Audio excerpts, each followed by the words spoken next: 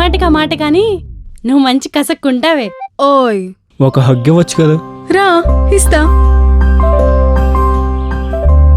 మీరుండేదేమో బంగ్లాలో, మేముండేదేమో చిన్న గుడిసెలో. రోజు అదొకటే ఆలోచన, అది ఎలా అని. నీ చిన్ని మనసులో నేనున్నప్పుడు నీ చిన్ని గుడిసెలో నేనుండలేనా? ఎప్పుడూ ఇలా ఖాళీగానే ఉంటావా? ఏదో ఒకటి చేయొచ్చు కదా.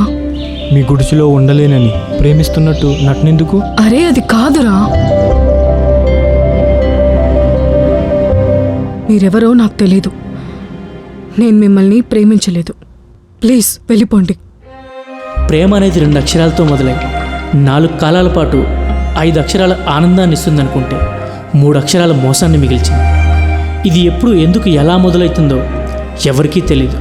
కానీ ఒక్కసారి ప్రేమించాక ఆ ప్రేమించిన వ్యక్తి మనతో ఉన్నా లేకపోయినా వాళ్ళ జ్ఞాపకాలు మాత్రం సచ్చే వరకు మనతోనే ఉంటాయి.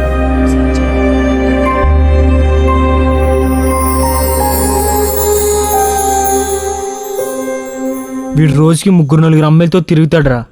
వాళ్ళలో ఎవరిని ప్రేమించలేదురా వీడు. ప్రేమిస్తే తెలుసుండేది దాన్ని భరించే బాధ ఏంటో, దాన్ని నొప్పేంటో.